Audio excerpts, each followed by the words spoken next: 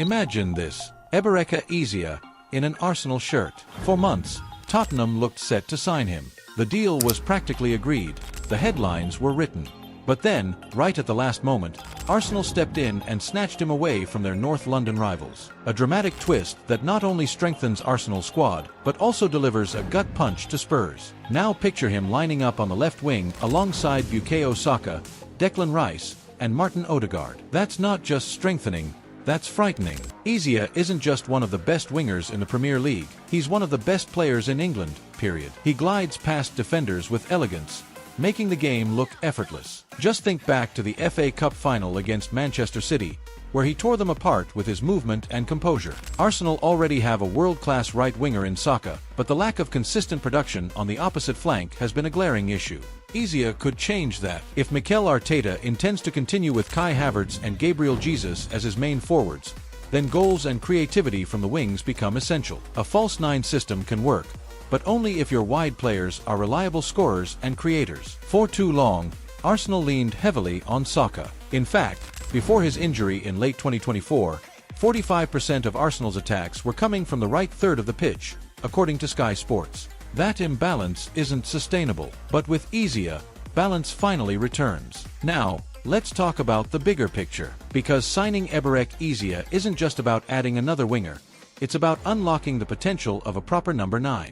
And that's where Viktor Gyökeres comes in. The Swedish striker has been one of Europe's most prolific forwards since his move to Sporting Lisbon. He's strong, direct, and relentless in his pressing, but most importantly, he's a finisher. Arsenal have been crying out for that type of striker, someone who can live inside the penalty area, bully defenders, and consistently convert chances. Here's where Eze becomes crucial. One of his greatest strengths is creating opportunities in multiple ways. He can beat his man 1v1 and cut the ball back, he can slip through passes between defenders, and he can carry the ball deep into dangerous zones. Imagine Gyökeres waiting in the box while Eze drives past 2 defenders and slides the ball across goal. That's a nightmare scenario for any defense. We already saw Arsenal's problem in their very first game of the season against Manchester United. United sat deeper, closing off the spaces in behind, and suddenly Martinelli looked limited. His pace and energy were still there, but every time he got into the final third, he ran out of ideas. Either he recycled the ball backwards, or he lost it trying to force something through a crowded defense. That's been his main weakness for a while now. Against compact defenses, Martinelli's explosiveness gets neutralized. And that's exactly where Eze changes the equation. Against United, for example, he would have offered something different. He thrives in tight spaces, can glide past 2 or 3 defenders, and has the vision to slip passes between lines. Instead of Arsenal's left side stalling, he would have kept United's defense constantly guessing. He forces defenders to commit, which opens lanes for teammates, and if you add someone like Viktor Gyökeres waiting in the box, that becomes deadly. At Palace, Eze often created for runners who weren't on his level. At Arsenal, with someone like Gyökeres making clever movements in behind, his assist numbers could explode. Eze thrives when he has quality targets to pick out, and Gyökeres is exactly that. A powerful outlet who doesn't need 5 chances to score. Think about it. Arsenal's biggest weakness in recent seasons has been the lack of a ruthless finisher. They create plenty of possession and territory but often fail to turn that dominance into goals. With Eze feeding Gyökeres, and Saka doing the same from the opposite wing, Arsenal would finally have balance. 2 elite creators on the flanks and a striker who can put it all away. It's the kind of combination that transforms a good attack into a title-winning one. Season by season, Eze's numbers have improved at Crystal Palace. When he first arrived from QPR for £17.8 million, there was excitement, but no one truly knew how far he could go. Originally, he was seen as the player to lighten Wilfried Zaha's creative load. Fast forward, and he has become one of the most complete attackers in the Premier League.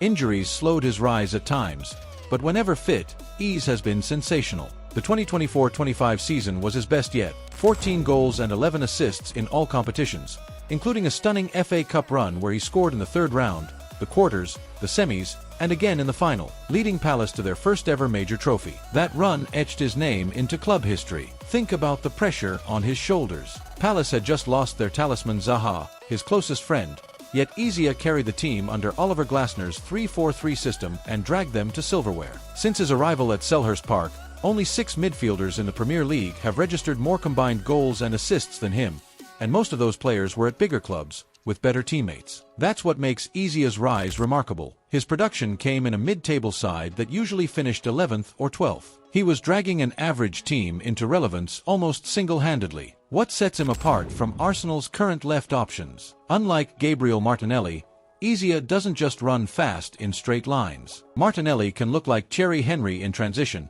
but against low blocks he turns into the roadrunner with no end product. Leandro Trossard, on the other hand, is composed in tight spaces and a brilliant finisher with both feet, but he doesn't consistently beat players off the dribble. Eze gives you both. He can explode past defenders in transition and unlock stubborn defenses with his creativity. Statistically, the 2024-25 season showed just that. Only 4 attacking players in the Premier League completed more take-ons than Eze, and his success rate was over 50%. He ranked among the league's best for shots, chances created, and completed dribbles. Even defensively, he put in work, winning duels high up the pitch and pressing with intensity. Compare those per-90 numbers with Martinelli or Trossard, and Eze comes out ahead in nearly every category. His heat map also highlights his versatility. While Martinelli and Trossard hug the touchline, Eze roams centrally more often, drifting inside to dictate play. Yes, some of that comes from Glasner's instructions, but it also shows the kind of damage he can inflict both wide and central. Early in his Palace career,